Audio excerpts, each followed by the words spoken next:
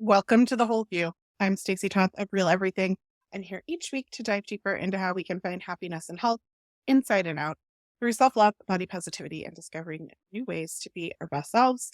Before we get started, a reminder that this podcast is for general educational purposes and is not intended to diagnose, advise, or treat any physical or mental illness. Today, we are going to be talking about the potential hazards to your health.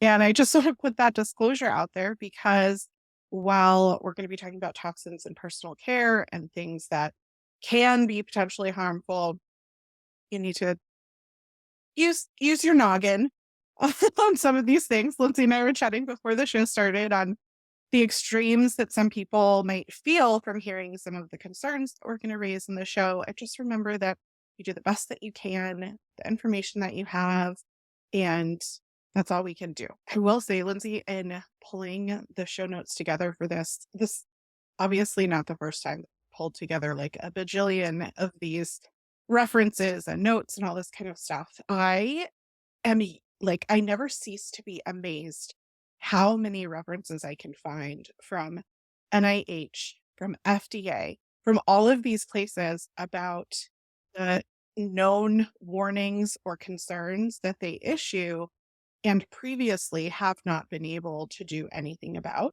And I'm excited that we're finally able to talk about the first federal update to personal care since 1938. People on this podcast have heard, even you and I discussed this not too long ago, but also for years I've been talking about this here. And I told our listeners I was going to have a bonus show for them, that we were going to dive deep into this.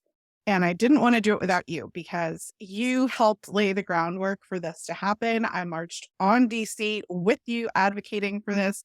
And there is no one that knows what we're going to call MoCRA, Modernization of the Cosmetic Regulation Act, better than you. So welcome back to The Whole View. I'm so excited to chat with you.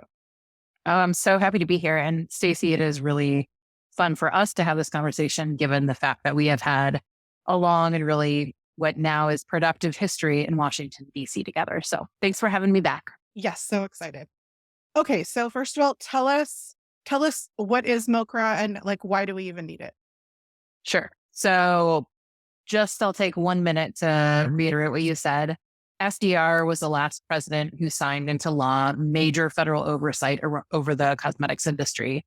And that has led to what has been 10 to 15 years of both the public, nonprofit, scientists, and in even some cases, industry advocating for changes to our federal legislation. And MoCRA is the first step forward. And I say it's about 65% of what we originally set out to get across the finish line. And we can kind of break down what's in that 65%, what's not. But I think the take home message is that we've taken a major step forward to making personal care products safer in a way that we really haven't seen other industries transform. And so it passed on December 23rd as part of this huge omnibus spending bill.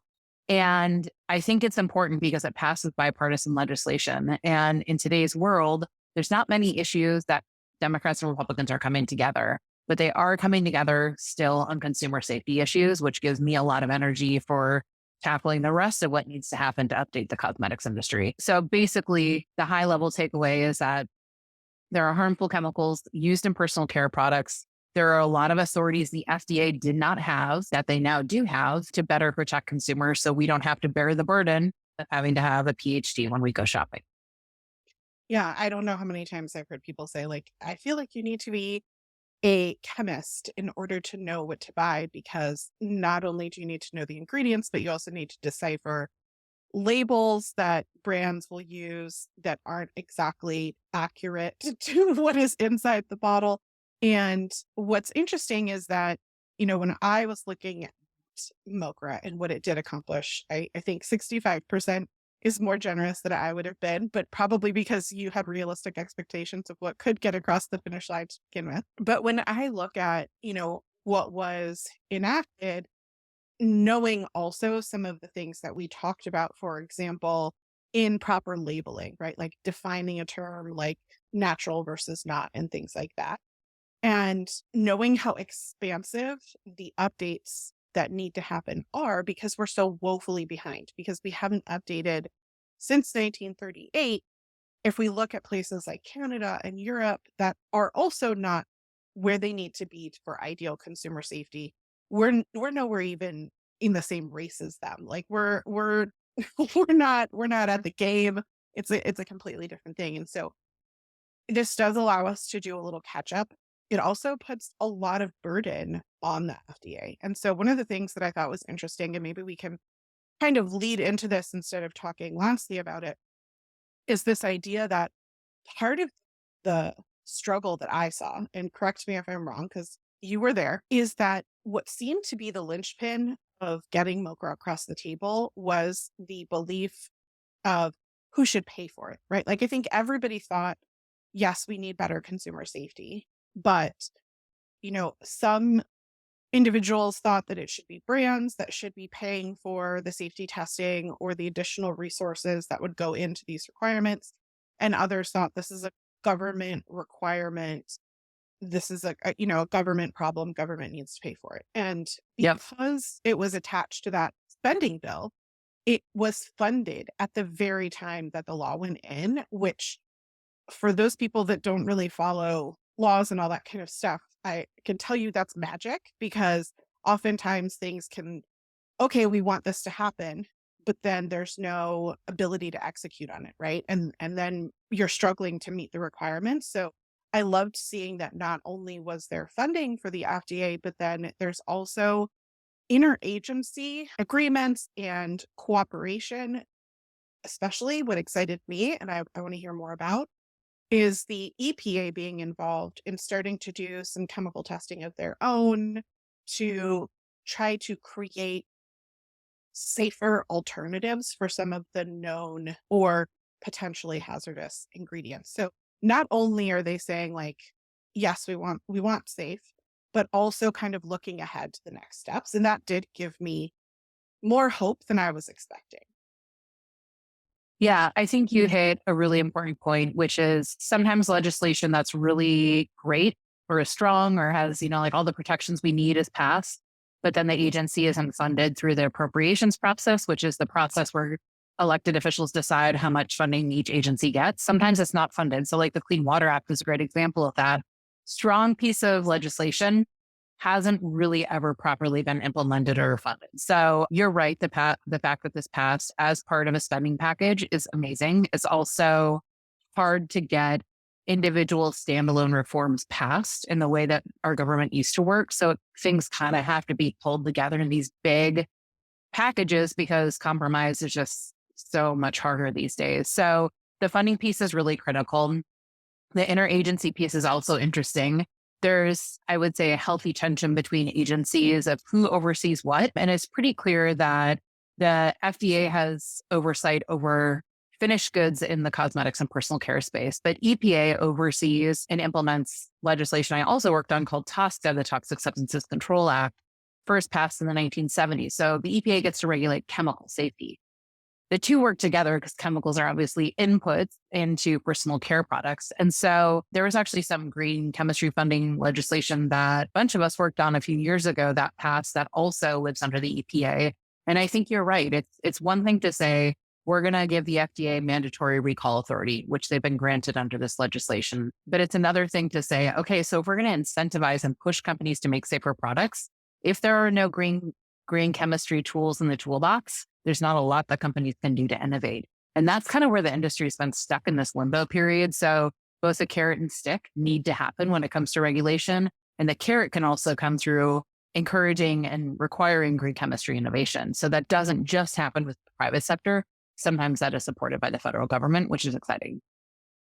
I especially love the EPA element because we've been seeing so much about PFAS and whether it be, military NDAA, I think it was under, which is a complication I don't really want to get into, but, or, different kinds of things as not just a consumer of personal care products, but as someone, for example, my mom lives in a county where they've told her not to drink the tap water because the PFAS it's so contaminated that the PFAS numbers are so high that they've said, don't drink the water. And, for that to be at that public of an issue, to know now that the EPA, that has been working on that, that has the education on it, that has kind of the background and the legwork, is also going to be able to have a stake in potentially, are the PFAS in cosmetics at a level that is safe? And if they're not, what are some alternatives? So we've mentioned a couple of things that are in this bill. Maybe we could start by just breaking down.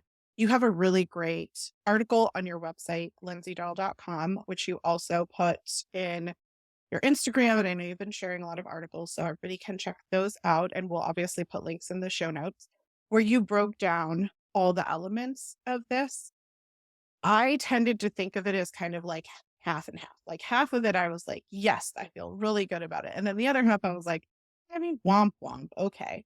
So maybe you're going to convince me otherwise, that the other half is more important than it needs to be. But mandatory recall was the one thing that needed to happen, that I think a lot of consumers would have expected to have been in place already and aren't aware that the FDA could not recall things like cream and deodorant with benzene, which is a carcinogen, or asbestos in makeup, which is a known carcinogen, both of which are not recommended at any level. And yet the FDA could not pull those products from the market, even though they knew they were there.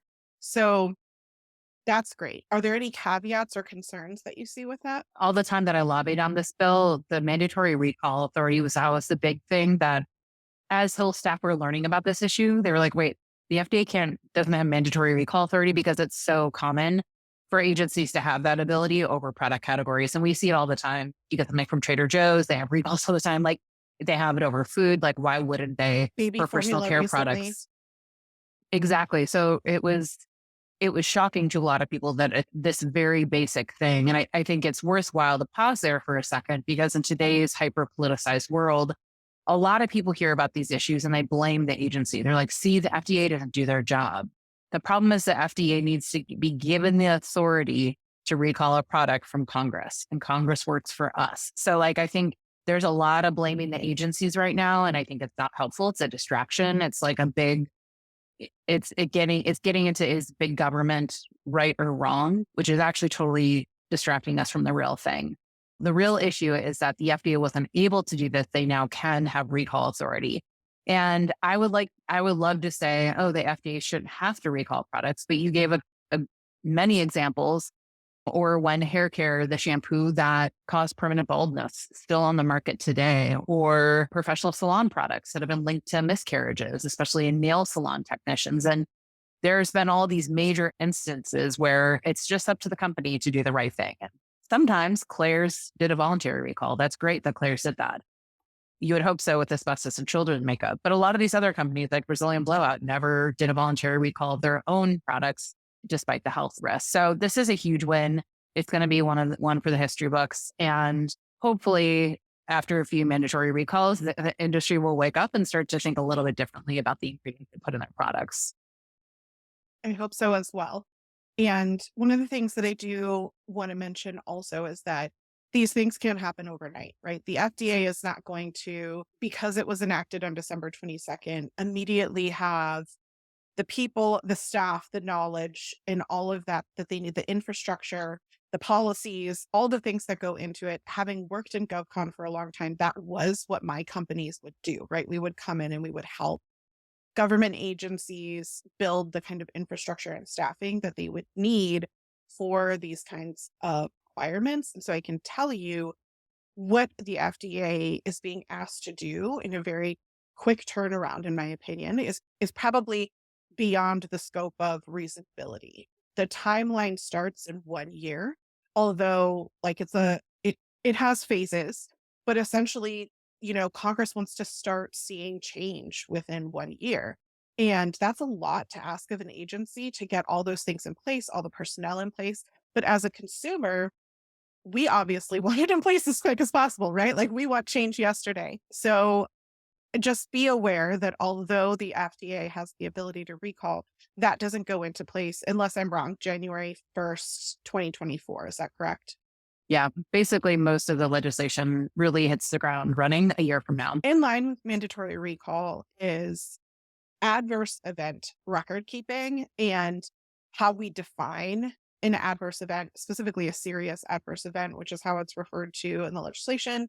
And I think this is how you identify if a recall is necessary, right? Like you need to be able to track if there's multiple people experiencing adverse events. What does that look like?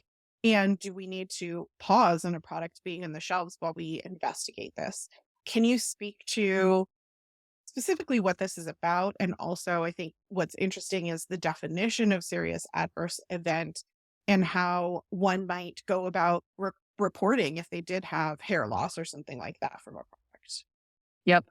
This is one of those provisions that sounds kind of boring, but is important for the reasons you just outlined. The adverse event reporting through the FDA's website currently is and will only continue to be easier and easier. So it's a pretty good consumer experience. So if you have an issue with a product, you can report it to the FDA. The fact that it requires companies to take seriously record keeping is important because sometimes it's easy when those requirements aren't there to turn a blind eye to inbound traffic that comes. So if you think about the reason the definition around this is very sensitive within the industry is that people respond to personal care products very differently. Someone's skin could be very sensitive to a skin cream and someone else could have zero issues. And there's also multifactorial, like you don't exactly know, maybe someone had dermal contact with something else. It wasn't actually your skin cream, et cetera. The definition for what constitutes a serious event is important because it's broad enough that I think it's health protective enough. Things like permanent baldness, it would have raised the level even higher for something like the one hair care situation that would allow, especially under MoCRA now, the FDA to quickly act. And so I think it's important because, again, it's going to get companies asking harder questions. It's going to require them to take a little bit more seriously what their record keeping is. And so should there be future instances, the FDA can go back and look at what the record keeping and is there a pattern of behavior that we're seeing where this company has had inbound responses but hasn't taken action. And that paper trail is going to be very helpful for the FDA to look at should they start to probe. When I was reading it, one of the phrases that I liked was the idea of it being different than the intention of the product in a serious sort of way, right? So if you're seeing a rash or hair loss or something like that, yes, report it. A rash might not necessarily be a problem, but is it a persistent rash? Is it creating an actual burn on your Mhm. skin that would cause like scabbing or something like those are things that are going to raise it to, wow, my body just didn't respond well to this particular product, to there's something in this product that is potentially harmful enough that it's causing my body to have an extreme or a severe adverse reaction.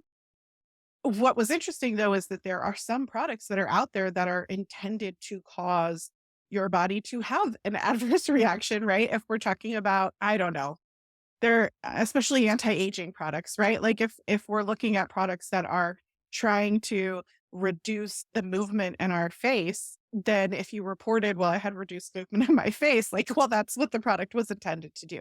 Yep. So I did like that there is that nuance there that hopefully people are playing games and are just reporting when they're having serious issues.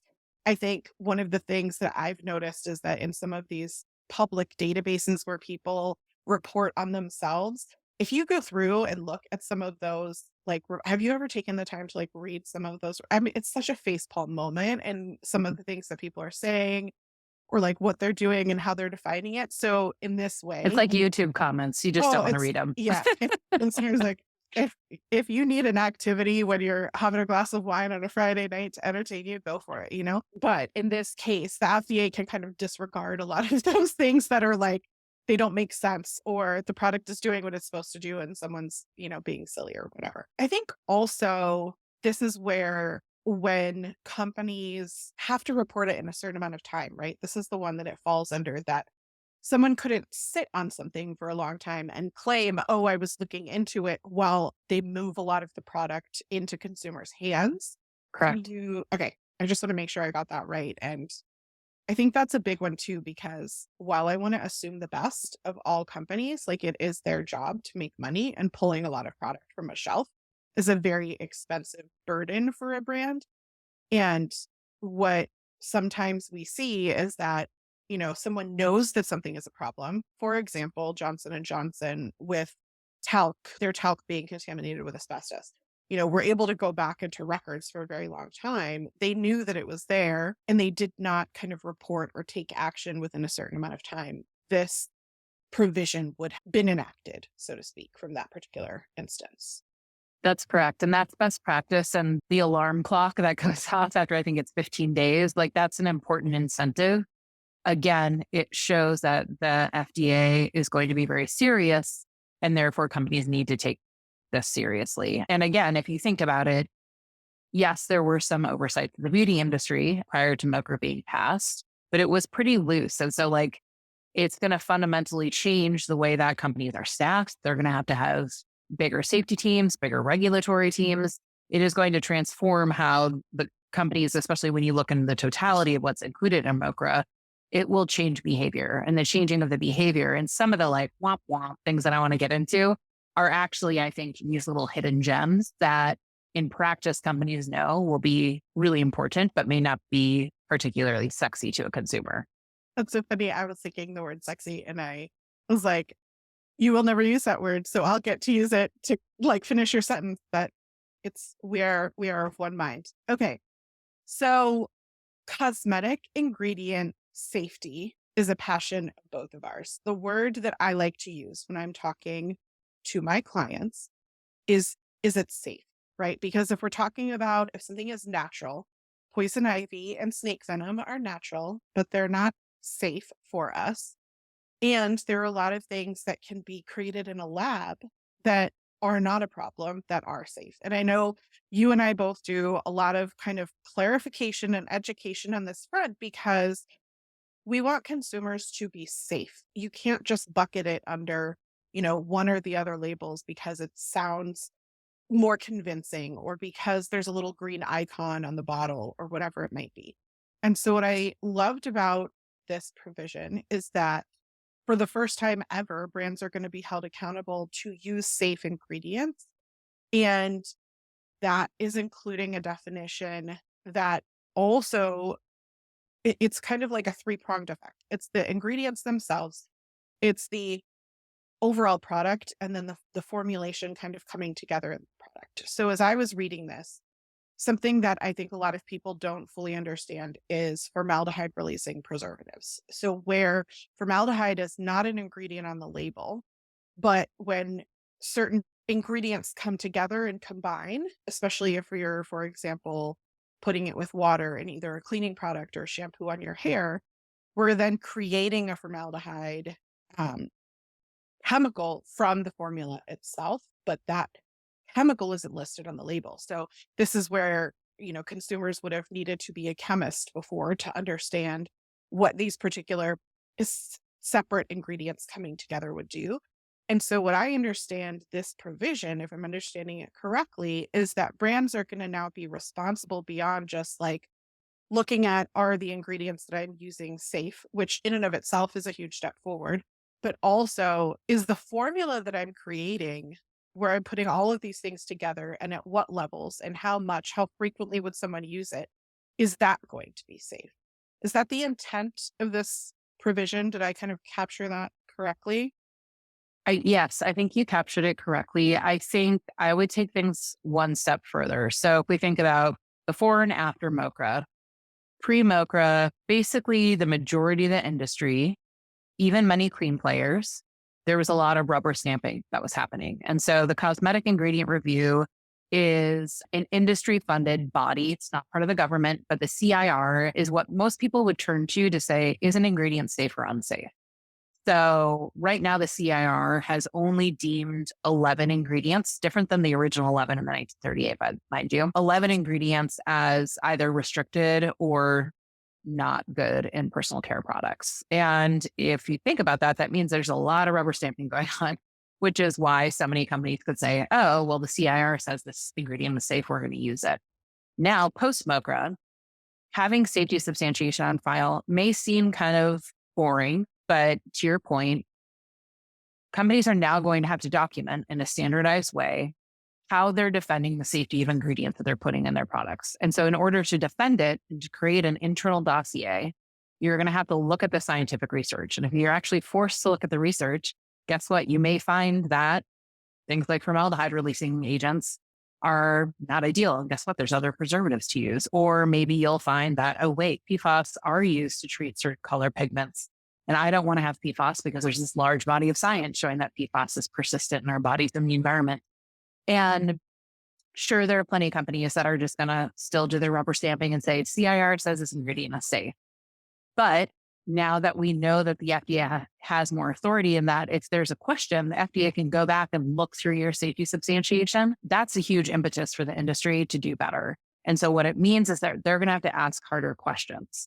So someone could easily criticize this legislation in the legislative process to say, oh, but we want the FDA to greenlight ingredients before they get to market. That's what I've lobbied for years. We know in the spirit of compromise, you don't get everything you want. This will still drive the same behavior and hold companies accountable to ask harder questions. And asking harder questions is like this beautiful wormhole you get stuck in and is over time going to transform the safety of ingredients across the board, regardless of how a company markets itself. The other kind of hole that I would poke at this when I'm thinking about it is that this means the FDA has to actually have the staff and the policies and the power to probe unsubstantiated ingredients or brands that are being repeat offenders or who are not taking it seriously. And I find that, there's so many things where, in the news right now, we're hearing about how the IRS doesn't have the ability to audit everybody that they want to, and therefore they're not bringing in as much money as they could. And that would be the similar situation with the FDA. If they did not have proper funding for the staff and requirements that they needed to go out and ask those difficult questions, then brands will continue to rubber stamp. So hopefully we continue to see consumers drive the behavior of brands, of our legislators to continue to, you know, make these requirements something that becomes standard practice, because a lot of brands are going to try to do the bare minimum until they're kind of called out or, taken to task, so to speak.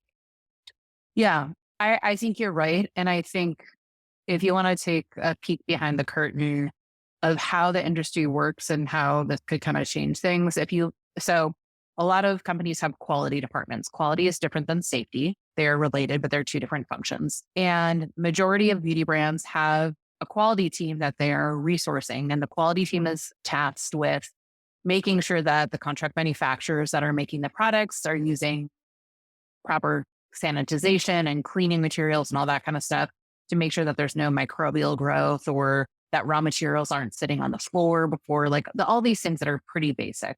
And the reason that the beauty industry is staffed in quality departments right now and not safety teams is because even though the FDA is currently under resourced to do audits and inspections, there's the threat that the FDA can do that. And so again, if you think about when the company is looking at their P&L and they're like, how are we going to allocate headcount for this next year? It's been very rare to have scientists that know and understand whether or not a chemical is safe. And I'm not talking about traditional toxicologists because that's kind of outdated science. I'm talking about environmental health scientists. And now those scientists are going to have much more of a market because there's going to be a requirement. And even if the FDA doesn't have the resources, we hope they do, to be able to go and probe around safety substantiation, more companies are going to start to staff up people that have the technical chops in these key areas of science in a way that we haven't seen before. I love that. And I love the idea that there's an opportunity for more lady scientists to get involved in these fields because there's going to be a need for it. Like all the STEM action for all the, potential would be scientists, like I'm all for it. Okay, Yep. so basically I'm classifying everything else under the meh, even the fragrance category. So prove me wrong. We've got registration of product ingredient listing, which I kind of also couple with good manufacturing practices and FDA being able to suspend manufacturers in the event of, for example, a serious adverse. Those are three separate things, but I think they're kind of related to one another. And I agree with you. It's important, but it's not sexy. They're boring, but They're important. Yep. boring. Look, I mean, especially in the mandatory registration, it's just so basic. Like, it's not even meh. It's just like, wait, what?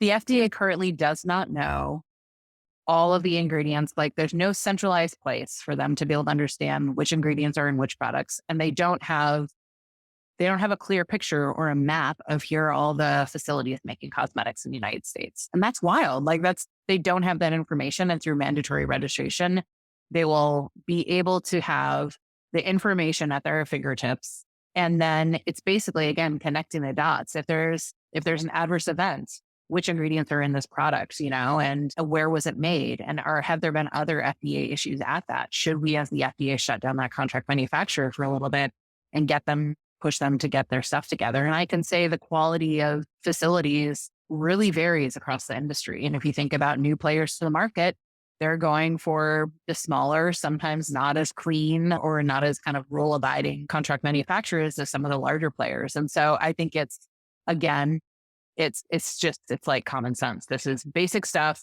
It's important that's in the legislation, and it's going to make the information gathering stage and responsiveness of the FDA that much faster. I like that response. I think where my brain went to Met is that it's not an additional benefit to consumers other than what we've already defined. But in order for those benefits to be truly beneficial, we need all these other things to kind of roll into it. As you were talking It's an about. enabler. Yes. I Yeah. imagined the Breaking Bad RV in the desert and someone making, who knows what, and then selling it to someone. So while I was thinking about that, it reminded me that there are small business exceptions to MoCRA. Is that correct? We haven't talked about that. So especially I think when I consider someone on Etsy making their own tallow balm, for example, they're not going to have to abide by all of these rules and registration. Can you explain that a little bit? Yeah, that's correct. And I think that's appropriate. Like, when there was first a Senate bill introduced in 2015, one of the key provisions that I had pushed hard for was having an exception for small businesses. And that doesn't mean that if you're a small business player, you shouldn't care about safety. It just means that if all these other kind of elements around FDA reform are leveling up, it makes the likelihood of these small new to the market players working or making their products and contract manufacturers safer that much better without putting the burden on them. So before MoCRA passed, the barrier to entry in the cosmetics industry was very low. So I used to say things like mandatory registration. The industry used to be frustrated, like, oh, we can never do that. And if you look at any other consumer product category, that's just like paperwork that you do before you launch a product. Like, it's just like basic stuff. And so I think it's important to protect the ability for new players to start in the market. And I do not think in any way, shape, or form that MoCRA in its entirety is a hindrance to new companies joining the market. And it's definitely not an overreach. And there's still going to be the space for new players to start. But again, the quality and kind of requirements around how you think about safety and certainly the safety and cleanliness of the facilities that are made will be leveled up overall. Okay, next one is clarifying what over the counter means and what products kind of fall into that. The examples that I could think of um, that would affect a common consumer are something like salicylic acid or retinol, in addition to SPF. Am I correct in kind of defining that based on the percentage of those ingredients in a product, that it would define it as whether or not it was kind of over the counter, or if it would need to fall under higher comprehensive review standards? Yeah, this one is kind of like a technical fix that they included for something like a sunscreen or an acne product that are currently deemed over the counter. If there were issues of the FDA having to come after a company, they weren't sure if they were supposed to follow the personal care regulations or the OTC regulations. And it clarifies that since OTC is more stringent, they need to look at and follow the OTC requirements. So this is kind of like a technical small thing that I don't think will have major safety implications, but more clarity for the industry. Okay, so it doesn't go into defining it any differently in terms of the percentage or the use in a product based on how it was previously defined. That's correct. Thank you for clarifying. So, we've mentioned already two of the most hotly discussed ingredients currently in and out of Congress, which are PFAS and talc. Specifically, I think because it has brought in a wide berth of people who are affected.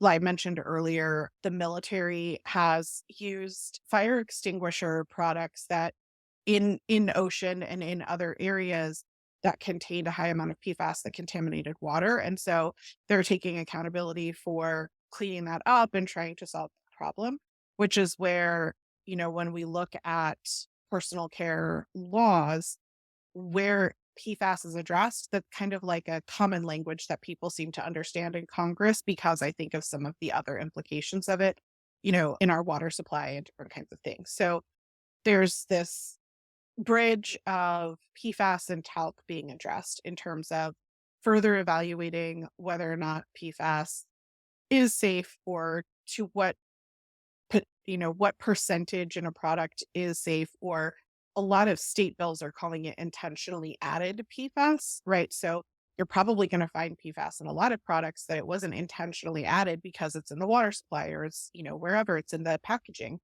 But intentionally adding it so that a makeup stays on longer, for example, is something that the FDA is going to evaluate whether or not should be eliminated. And then also looking at addressing standardization of talc testing, which when I was looking at this seemed like it was really just trying to say, you're not going to claim non responsibility because you weren't sure how to test or where to test or if you should test. Like, we're going to create a standardization of talc testing responsibility, and you need to ensure that your talc product is asbestos free. Is that correct? Yeah. Yes. So we'll start with the talc one. There are so many different ways. Like, I am a firm believer in product testing, but you can test your way to whatever you want because you can use different labs, you can use different detection limits, different detection methods. And part of the problem is that it was hard to have, if everyone was kind of using different rules for testing, it was hard to have a standardized way to make decisions around that were both good for government regulators, but also for consumers and businesses around, are you looking for asbestos and talc the right way? So like if the detection limit was such, if the detection level was so high, and we know asbestos is toxic at any level, then you could have results as a business that would say, oh, no problem here. Let's keep moving. So having a standardized way for companies to test for asbestos and talc is very critical. And it's something that I think is going to certainly help on the litigation side of things, but it's going to force companies that may have been using clever testing as a way to kind of expose that. And then on the PFAS rule, if I think early in my career when I was doing policy work in Minnesota, if you couldn't get a ban of a chemical across the finish line, you'd get a study on it. And that was like the compromise. And so I see the PFAS study as a compromise, but I'm not concerned about it because the science around PFAS is so strong. Like, this is something that has gained popularity. It's hit that tipping point that we try to, as organizers and activists like myself, we try to get something to the tipping point. But the science around PFAS goes back decades. And so when the FDA looks at, is the use of PFAS in cosmetics and personal care safe, which is what has been asked of them, it would be really like, there's nuance around endocrine disruptors. Like, you can see how someone just hires a toxicologist and the answer is no, even though the answer is probably yes. For PFAS, it's like, these are persistent bioaccumulative toxic chemicals, PBTs, the worst of the worst offenders. And I think it's another nail in the coffin for a widespread class of chemicals. PFAS in cosmetics, as you mentioned, is so complicated. It's a wild goose chase. If you're going to test for PFAS, you'll find PFAS. I actually wish one thing that wasn't included is that in the same way that there was testing requirements on talc, there should be on PFAS. And hopefully that will be the next step, because the testing around PFAS is even harder than it is for asbestos. And there's over some say 9,000, 12,000 different types of PFAS chemicals. 22,000 was the last number I saw. It keeps going up. Yeah. So you have to basically test for actual PFAS ingredients to get real results, because if you test for fluorine, which is the breakdown of PFAS, you will find it everywhere, no matter what, like raw ingredients, packaging, water supplies, finished goods, like it's in the air. You know what I mean? Like it's really hard. And so again, we need the scientific community and our federal governments to really, there's a lot of unanswered questions from the scientific community where they're like, we don't have standardized way to really understand how to properly test for this. So it's a little bit of the Wild West when it comes to that. But the PFAS study gives me hope because right now companies know that it should be there, but they don't even have a lot of power over their raw ingredient suppliers who right now are just like, oh no, we don't use PFAS treatments. Even if they do, they just don't have to say anything about it. And unfortunately, those kind of shady practices happen frequently. Yeah, and I think for me, that has always been my concern with the smaller brands. Like I love that small brands can get a footprint, that MoCRA is an exception. The other side of that coin for me is that because they don't have the agency and the power to control the products that are coming in or the testing that's happening or these kinds of things, that it really has an impact on, they can be doing the best that, they know how to do in their manufacturing facilities, putting it all together, their formulas, but it's only as good as their raw materials. And so, what I hope in some of this is that it will also hold not just the end maker of the product accountable, but that the ingredient sources and those kinds of things start to be improved as well, so that small players can trust when someone says, yep, it's PFAS free or it's asbestos free, that it is. Because right now, unless it's tested, like people can say, as you said, people can say whatever they want or they don't say anything at all. And then you have absolutely no way of knowing. Yep, that's right. Okay. So getting into, I think, the two nuanced, complicated, both have positive and negatives in them, the last two. Let's talk about preemptions first. So, preemptions, listeners, is kind of like an exclusion that is preempted by something else, right? Like if it's a really good example is so the federal law says marijuana is illegal, and states have made laws that say marijuana is legal. And the federal law chooses not to go after the states and say, no, you shouldn't be doing that because I say it's bad. What they choose to do is say it can't go across state lines, right? Like they're covering their federal tracks in that way, and they're making the states responsible for their individual laws and record keeping and safety and all that kind of stuff. We might see in the future that that becomes like a federally governed thing, but right now that's how it's currently handled. And a lot of the states also have personal care laws. California is a really great example, Lindsay, because you did so much work there. They have a number of laws that are not enacted at a federal level and that MoCRA doesn't cover. And what the concern was within MoCRA is that we didn't want to preempt some of the great work and exclusions that some people have had in ingredients that are banned or labeling that's required, for example, in California, and say, no, no, we don't require that at a federal level. So therefore, California doesn't need to do it anymore. So the good news, as far as I can tell, is that states can continue to ban specific toxic chemicals. And there are also protections for minority and overexposed communities where we want to keep those intact, right? Like if your laws are more stringent in the state that you're in than in a federal level in those areas, then the state law presides. The MoCRA doesn't come in and say, no, you can do it less complicated. But the bad news is that then states aren't able to pass their own laws on more strict legislation outside of those areas that are covered in MoCRA. Is that kind of correct? What I'm capturing as kind of the good and the bad, and the plus and minus of this one, as well as the fragrance one, is kind of like, okay, I mean, it's better than nothing, but it's not so great, right? Okay, let's drill down one layer deeper. So, again, to kind of bring you into the process, state preemption has always been the biggest thorny thing. It was like Democrats and Republicans could hash out all the details, and it was always like, what's going to happen? Are the states going to be able to continue to pass legislation? It is the thorniest issue. I can say, having done 2 federal bills now around this issue, specifically around state preemption, this is the best outcome I could have hoped for. And the reason is for this. So if you think about what is included in MoCRA, it's around mandatory recall authority, safety substantiation, good manufacturing processes, registration. None of those are territories that state legislation has been weighing in on, because you're not going to have a state recall a product. Like, that's just not how the states act and work. So in those areas, the states are preempted feels appropriate to me. And the reason for that is what I just mentioned. Like, you're not going to have the state say you need to have safety substantiation in this way from the state of Oregon.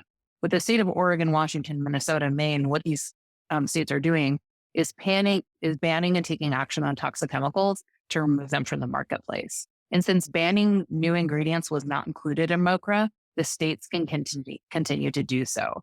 And I think that's kind of the best of both worlds. Now, where you look at something like the ingredient disclosure for professional salon products, which are mostly impacting or having an excise impact on women of color, especially, the state law in California that we helped pass is now preempted. But that's okay because it was included in the federal bill. So it'd be a problem if that state bill was kind of like pulled back, but it wasn't federally mandated. Professional ingredient salon disclosure is now a federal mandate. So the work we did in California did push the federal government to act, which is what we always say is the goal of doing state legislation. So I actually think it's there are like a few instances where there's maybe going to be small things that could be perceived as rollbacks from progress on the state side. But the area where states have been the most successful is around disclosure and around banning ingredients. And right now they still have the ability to do that because that was not part of the federal bill. So I think that's why I feel like this state preemption, when people first read it, they were like, oh, this is bad. The states are preempted. But when you actually get into the details, because the devil's out in the details, this, for a public health and environmental perspective, is the best sort of preemption you can get, because the industry, rightfully so, doesn't want to have different recall authorities across all 50 different states, but that's not what this is doing. So I think hopefully digging into those a little bit more kind of helps clarify why I'm comfortable with where the preemption language landed, because the reason it wasn't passing all those previous years we were trying is because the deal broke down on preemption. And it looked like for years that Prop 65 was going to be preempted. States could no longer pass individual chemical bans. And then that was starting to get really scary and the deal kept falling apart. But since that wasn't included in the federal bill, I kind of feel like we have the best of both worlds. That's helpful to kind of put it all together. I think where I was concerned, and I'm curious if this falls under the category of a couple of things that might not be so great, is specifically the California law that required disclosure of all ingredients, including those within the fragrance loophole, to be posted online. So what my concern is that because there is definition of how ingredients are cataloged in MoCRA, that it would preempt the California, and takes us to the last point, which is that the fragrance loophole is not closed in MoCRA. It has a requirement for allergen disclosure, and that doesn't really get us where we need to go to close the fragrance loophole. Yeah. Fragrances has always been like state preemption, one of the thornier issues. A clarification on this California legislation: the California law required only ingredients deemed harmful in fragrances to be disclosed to the state. So it wasn't that all fragrances were being disclosed to the state. It was just those deemed by authoritative lists as harmful. So it was already a pretty narrow provision. I was still very proud of it when it passed. Right now, it's actually not clear, and I'm not sure if even lawyers who are assessing this out are clear of if that is preempted based on the disclosure requirements, because the disclosure, it's more of an ingredient requirement of what ingredients are in this product, but it doesn't touch fragrances at the federal level. So I actually think there's a question mark of whether or not that law is preempted or not. I think the courts are probably going to have to see that one. Based on my reading of the federal legislation, I'm actually not sure if that fragrance bill would be preempted. Some of my colleagues in the nonprofit community think it will be. So I think the jury's a little bit out on that one. The courts will weigh in, which I think is going to be interesting. My hope is that we need to build a lot of momentum to close the fragrance loophole. And then the California bill around ingredient disclosure around harmful ingredients and fragrances, I think could be like an incremental step to pass at the federal level. So again, even if that state legislation is preempted, there's still a precedent for what a deal or a compromise could look like in a meaningful way that would protect public health and still protect intellectual property from a business standpoint. So I don't know. I think I'm an eternal optimist, not because I'm dewy-eyed about it, but because I've done this long enough to like see what's going to happen down the road. So that's kind of where I'm It's thinking great that this will that's where go. you go instead of going to where I went, which is like, I'm done with all of this. Like, I can't do this anymore. Yeah, I think Okay. it's not all for naught. Yeah. Well, part of me is like, well, good. I'm glad I was smart enough to understand that, but not so good that it's not clear that it's not preempted. So let's talk about a fragrance. A fragrance loophole is something that still exists in Europe, right? Like Europe is looked at as kind of the best standards for non-toxic personal care. And we still know, you and I, that there's a lot of work that needs to be done from those products. If we look at the exact same brand selling the exact same named product, the formula is different in Europe than it is in the US. And one of the things that Europe has not done is close the fragrance loophole, and America and Canada have not closed it either. And so while I wasn't expecting it to be closed, it is very hard to trust any product and any safety information. It basically feels like so much of what we're talking about can be negated when oftentimes we find that undisclosed chemicals are part of fragrance. So there's like that study that I think it was a school did on Febreze, where they tested how many chemicals were disclosed versus not disclosed. And they found, I think, like 83 undisclosed problematic chemicals in the fragrance that was in that product. And so what's hard for me is we still have to do education on consumers then, because if you're looking at this product and you have all this hope about all these changes that are being made, if a product has fragrance, it could still have a ton of ingredients that are not listed as part of loophole.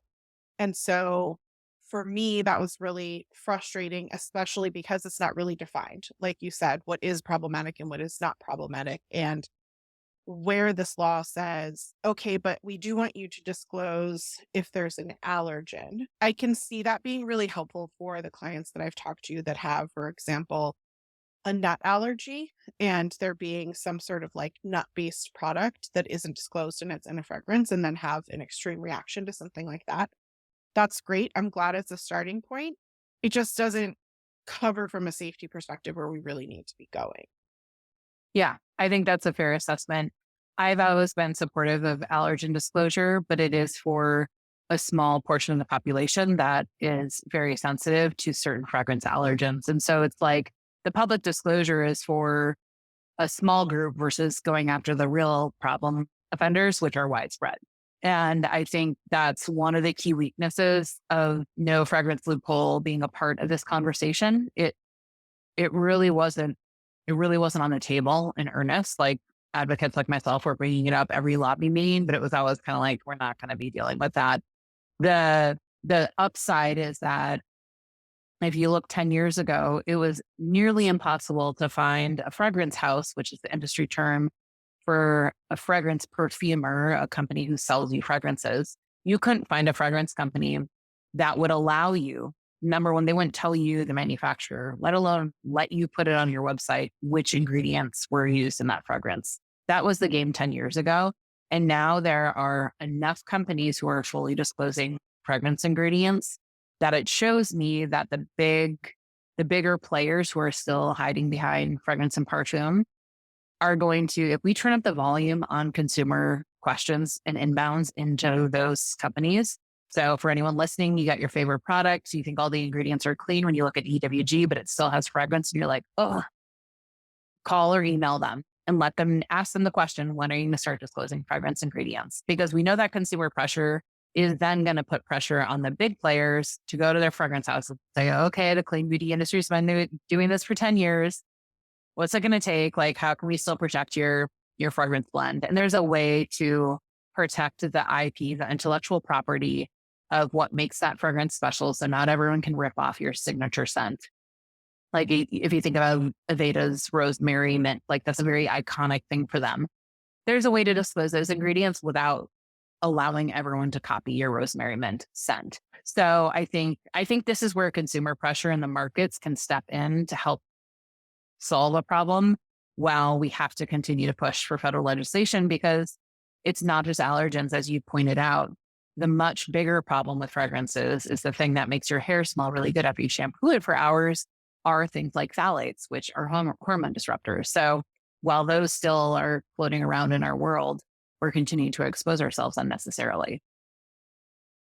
How do you handle when you see on a product specifically calling out non-synthetic fragrance?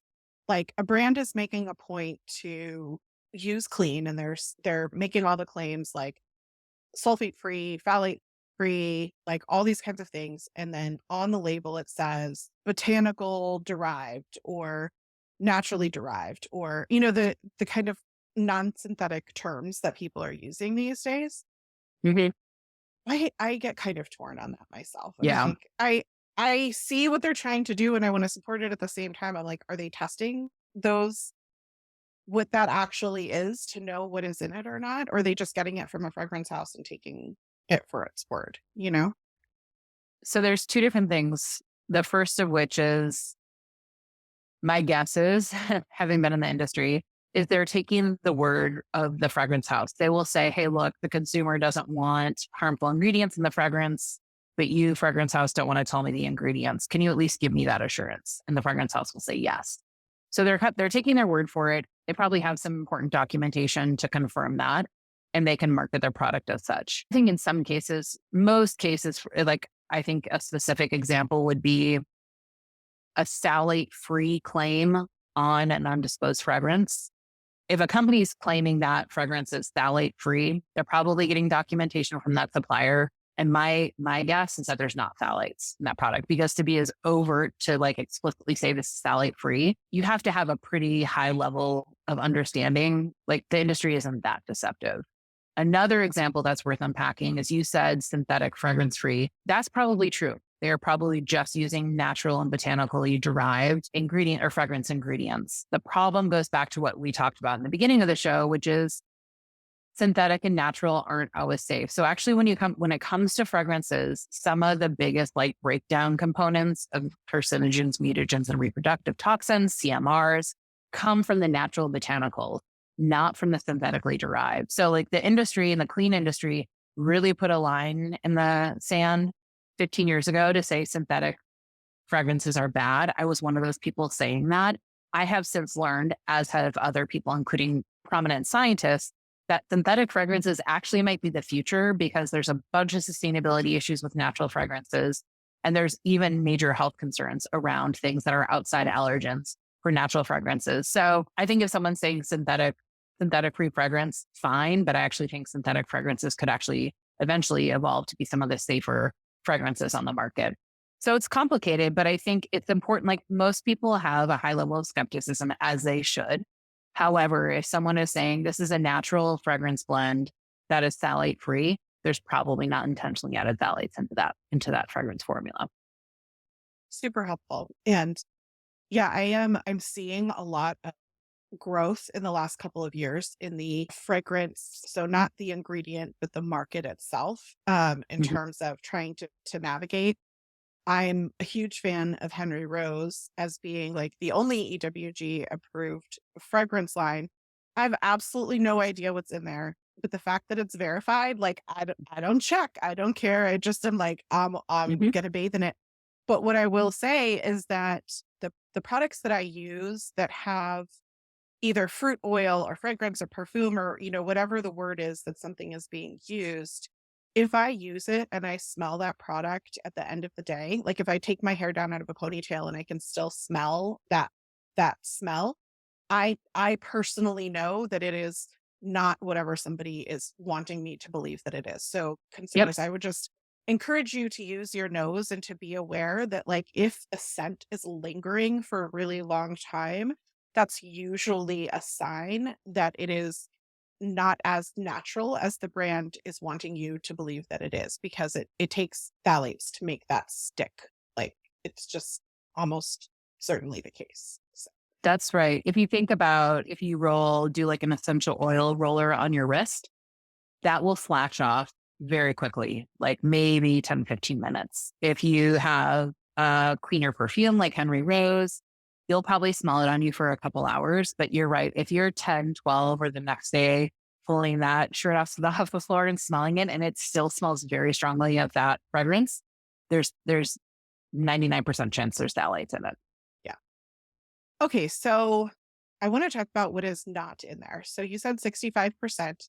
What is the 35% that you were hoping to see in there? And I'm going to also just say like the last time we spoke and knowing that where you've gone in your career is to focus on helping the supplement industry come along the way that the clean beauty industry is coming along at a snail's pace, but we're getting there. 1938 to now, the snail might, you know what? It's a turtle. It's a big, what do they call those like big turtles that live over 100 years?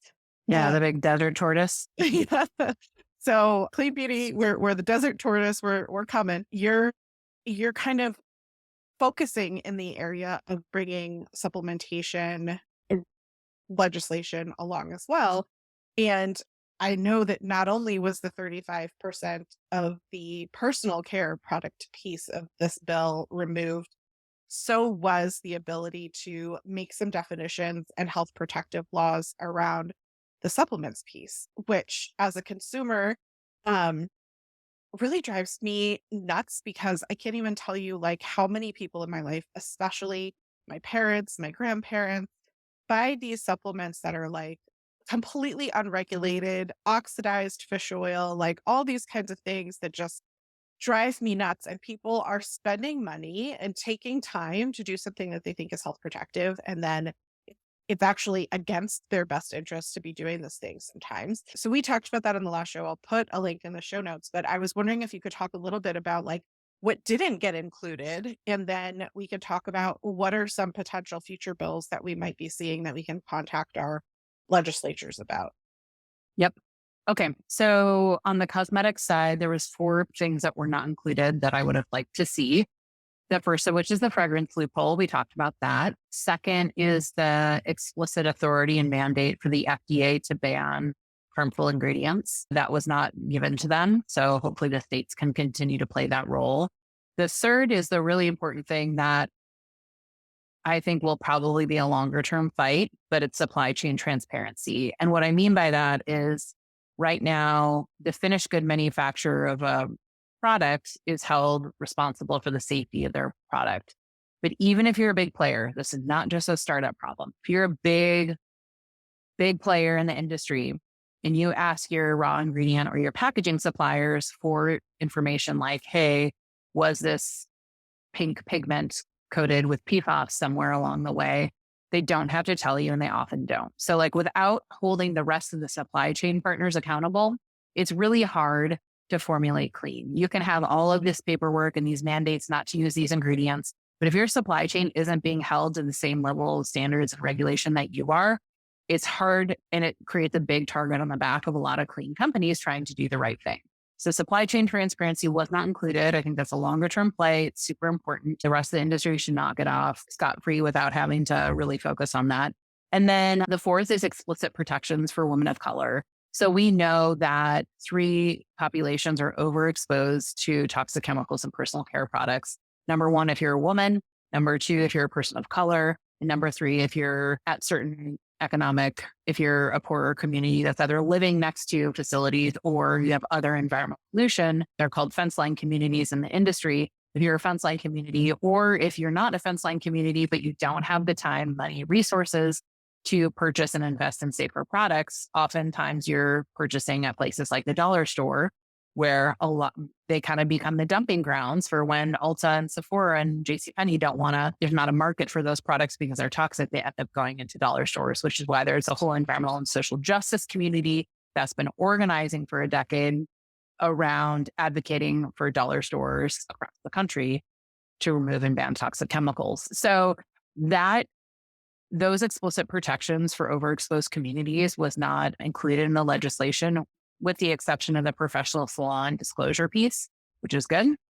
But I think it's something that needs to be explicitly stated in legislation. Otherwise, it's just going to be something that people talk about and there isn't real mandates. So if you see the EPA has created and invested a lot of money in taking action on environmental justice. So pollution in water, soil, and air in communities that are overexposed. And you're seeing real results and real reductions in the pollution burden for those communities. And so I want to see the same happen for personal care products. So those are the key provisions that were not included. And the fifth is related to supplements, which you mentioned. There was a little bit of chatter in last summer to have some very basic things updated to supplement regulation. That was pulled out when the deal was cut.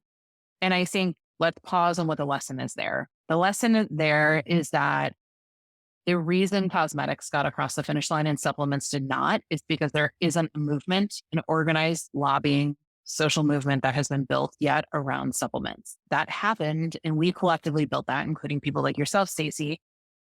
We built that. And that pressure, that real political pressure from all of us, all different backgrounds, all across the United States, is what made Congress in that moment, when there's a few people cutting the deal on December 23rd, right before Christmas. The reason they were like, there's like a news cycle that's been going forever. 220,000 letters that we all sent. The weight of that helped them push that across, but they didn't get letters about supplements. They didn't. So it's just, it shows the power of what it takes. And like, you have to be in this fight for a long time. We're at square one when it comes to supplements. I think that is obviously personally passionate about it. And my role at Ritual and what we're trying to do is both walk the walk, but also to your point, people are spending, nearly 75% of Americans take at least one supplement regularly. And oftentimes there's widespread testing that shows that things like heavy metals are a huge problem in supplements. And so people think they're like, oh, I want a plant-based and natural-based supplement. Sometimes the synthetic made ingredients are more bioavailable to your body. And also they don't have the issues around heavy metals. And so that's some of the work that we are doing at Ritual. And we're going to be rolling out a traceable wellness policy roadmap of what does the industry need? Where are the key areas where we need to have major policy reforms for supplements in the same way that we started this conversation a long time ago in the beauty industry. And it'll be another long slog, but I'm up for it. Well, you've made incredible progress so far over everything that you've touched, from, lead in children's trains, I think it was that we talked about last time, right? Toys, to personal care. And you talked about clean water. And I look forward to seeing what you're able to accomplish on the supplement side, because as someone who takes supplements and takes the kind of supplements that I take seriously, I take Ritual. When I talk to my functional medicine practitioner and they're like, do you take a probiotic? And I'm like, yes.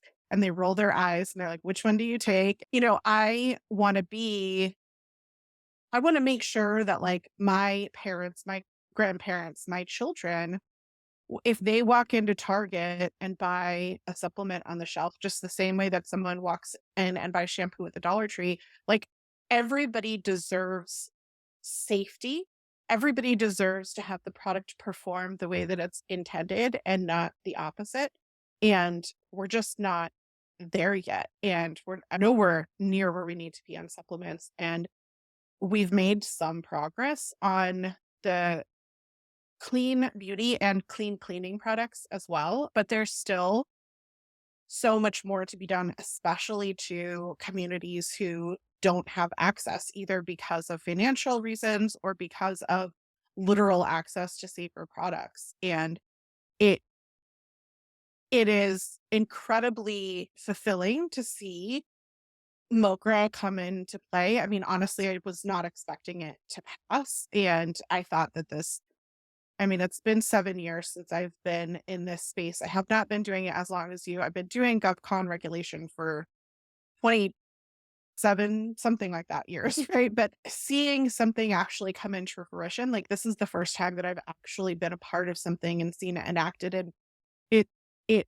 really struck this like dichotomy for me because on one hand I was like so proud of the work and so happy to see it come into play and like yes, we need to celebrate this. This is a huge step.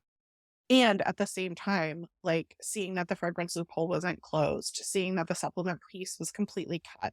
So, like these kinds of things, it's just like almost like you're on a roller coaster and you're like on a high and then you're like, woo, all the way down at the bottom again. So kudos to you and the work that people like you are doing day in and out to stay positive, to stay hopeful, because it's it's tough to like fight this fight and then be like, "Oh, okay." And then we just like compromised on all the things that mattered in life. All of my values, like, we're gonna give them away because I want it for other people, right? Like I have the ability to do the research and to make these choices for me and my family. And if I choose to use a product that has fragrance in it, I feel educated enough to know, okay, like, is it sticking with me? What is the frequency that my teenager who insisted that they needed this particular brand of this particular product, like, what is the frequency that this is going to be affecting them given all the other personal care products that are cleaner in their life? Like, I at least feel educated and prepared for that. Whereas I know that the majority of Americans do not have that and deserve to have the right to safety and health protection from the products that they're using. And certainly most of them think that they are, which is just sad that the government hasn't been standing up. No, I think I want to jump in there because I think what you said is important, which is you want safety for everyone. And I think a lot of people would say they agree with that statement, while simultaneously the wellness industry, which I consider myself a part of, has a deep connection to an American cultural phenomenon, which is around individualism. So, like this individualized obsession with what you can control for your health. And when people learn about this issue, it's great if you can say, what can I do for me and my family? But not everyone has the mental bandwidth or the time, education, or resources to answer those questions. And this work is, yes, it's a public health issue, but it's fundamentally a social justice issue of who has access to breathe clean air, to have clean products, to grow food from their soil that's not contaminated. And right now, it's not a level playing field. And that's why we can't afford to say, oh, consumers, I'm just going to shut my way out of this problem. Politics is messy. I'm going to disengage. If we actually care about everyone having access to safe products, then the government has to be part of the solution. And so this is where I get frustrated, and it's important to like pause on, this is not a big government, small government fight.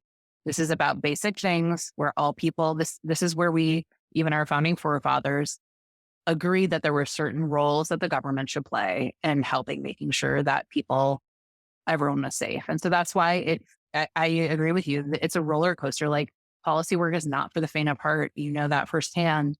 And anytime there's a win, in order for there to be a win, you're going to be sad about a lot of stuff.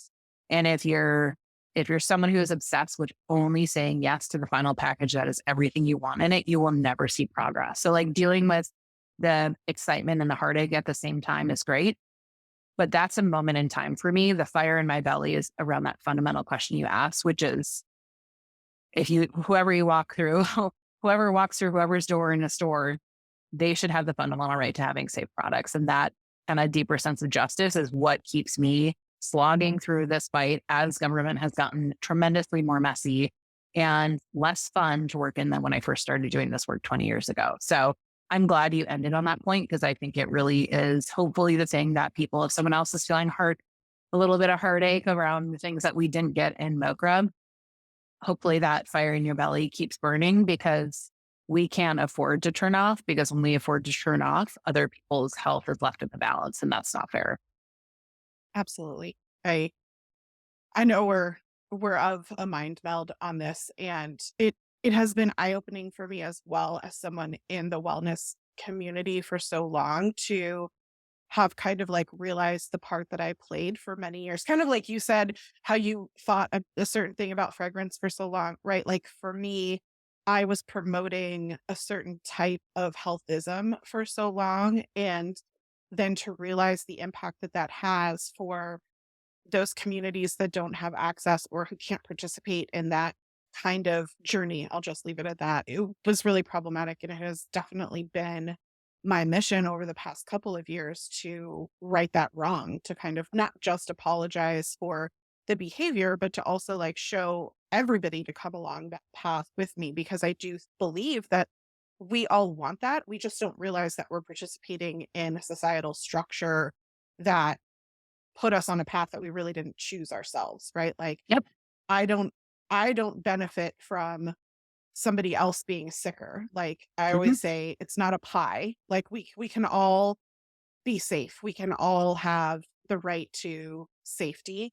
And we if we call it public health, if we call it social justice, it doesn't matter. It's we're all humans and we deserve to be treated with compassion and respect. And if we know that there are harmful ingredients polluting the water supply of a city, or if we know that there are ingredients that are particularly problematic in skin lightening products because women of color believe that they need to have lighter skin, or, if there's who knows what in all these things, it doesn't matter. It's all wrong. And we have to, as a community, come together to say, even though I'm not using skin lightening cream, like, I'm not okay with that, that's not okay, and then we need to stop. We need to find a better solution.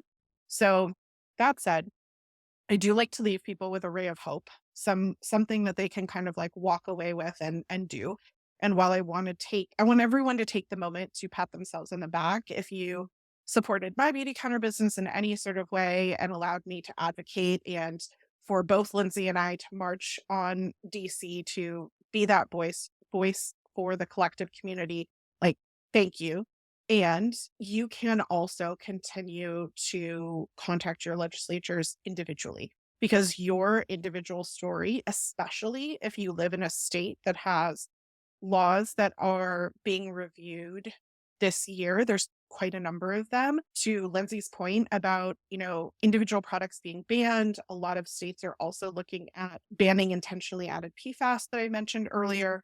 So I'm going to list off some states, and Lindsay, you tell me if I've missed any, but if you're part of any of these states, I want you to text Better Beauty to 52886 so that you can ask your legislatures. It'll be a custom letter based on your zip code to put forth these bills in your state for additional health protections beyond just what MoCRA is, right? Like it'll catch some of that 35% that Lindsay says didn't get caught up to begin with. And then hopefully we can continue to make progress. So the first one that's the most important is Washington State, because they introduced the Non-Toxic Cosmetic Act in 2022 and it did not pass, but it's being reintroduced this year. So if you want to see that passed and you live in Washington, like, contact your legislature personally. Write them an email, write them a handwritten letter, call them up on the phone and tell them that it matters to you. The other states that have potential laws are Oregon, Illinois, Nevada, New Jersey, Rhode Island, and Massachusetts are all kind of pending state legislatures this year.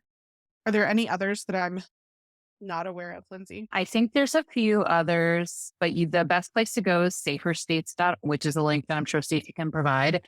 It basically is a tracker of which states are working on which legislation and gives you the organizations there that have their easy contact forms for you to contact your state officials. And I do think we should also just loop back to what we talked about in the middle of the show, which was still contact your federal elected officials around banning PFAS explicitly from personal care products and closing that fragrance loophole. And certainly when it comes to supplements, stay tuned, and you can follow my work on my social media or Ritual to see the work that we're doing on in that space as well. Yeah, absolutely. I think from a federal perspective, the Safer Beauty Bill package is something that's under review, which has like four different laws and would address the cosmetic safety for communities of color and the Cosmetic Fragrance and Flavor Ingredient Right to Know Act, which I think is stem off of your work in California for both of them, right? Yep, that's correct. And then there is the No PFAS in Cosmetics Act, which I actually think has the chance to go forward from a bipartisan perspective. I think that has, would you agree that that has a higher likelihood of anything else at this point of kind of moving forward? It's that tipping point you were talking Yes. about, right? Yeah. Yep. So Totally agree. no matter where you live, you can ask your legislatures just to support either of those or both under federal as well. And kudos for in 2022, the California PFAS Free Cosmetics Act was passed. Was I'm sure that had your fingerprints all over it. And a shout out to New York for passing the mercury out of cosmetics bill in 2022. I hope that many more states adopt that. I cannot believe that mercury is still allowed in personal care products. Like, my mind is blown at that. Just cannot believe it of what we know mercury does to our health. I mean, we can't have it in thermometers that are protected by a glass layer, but we can put it straight on our skin. Like, okay. All right. I have so many resources for you listeners at realeverything.com, or we'll put the show notes and references to, as I mentioned at the top of the show, not just FDA and NIH, but clinical studies and articles from universities who do their own testing, like Harvard and Cleveland Clinic, all of these kinds of things, so that if you want to read more and educate yourself, it's all there. I never want to give you information and just have you say, just trust me. But I would not be this passionate about it. And Lindsay would not have made it her career mission of doing all of this if we didn't know that these things were problematic.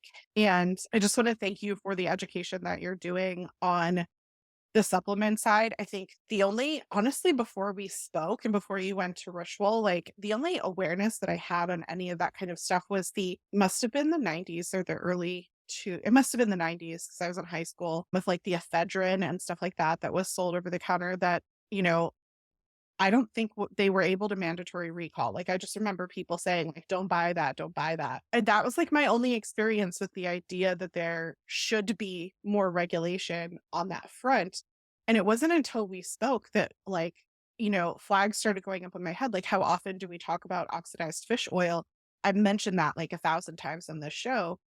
And yet it never occurred to me that like the producer of that fish oil should be accountable and responsible for the fact that they're selling something that's oxidized. Like, right? Like, we're telling consumers, you need to be aware, look for this, blah, blah, blah, blah, blah, versus like, why aren't we demanding that these things are a requirement of the manufacturer and, all of the things that go into that. So I know that you haven't seen it come to fruition in DC yet, but I know that you've already educated me, which means you're educating other consumers and making a difference. And that's how we start the movement, right? All rising tide together. We will create this mission and make magic happen for sure. So might take 7 years, but we'll do what we can.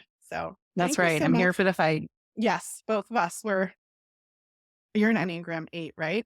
Of course. Yeah, Of course. of course we are. Of course. We'll be locked arms, whatever we need to do. So thank you so much for your time, Lindsay. And listeners know that she's like moving cross country right now, sitting on boxes. It's a situation. So the fact that you're able to be this well spoken and composed while going through everything that you're going through, just I really appreciate you making the time. I know learning is so much easier on this kind of stuff auditorily. I think when you're reading statutes and that kind of, I mean, it's, it took me forever to try to go through this stuff, even with reading your blog and reading recaps other places, all the articles. I was like, ooh, what? So I really appreciate you breaking it down for us. And I know our listeners feel the same. Thank you so And much, Stacey. if you want to find Lindsay, you can go to lindsaydahl.com, or on Instagram, it's at Lindsay_Dahl, DAHL. Anything else you want to mention, or that I've forgotten? No, I think we covered it all. This was fun. Awesome. Thank you so much. Thank you.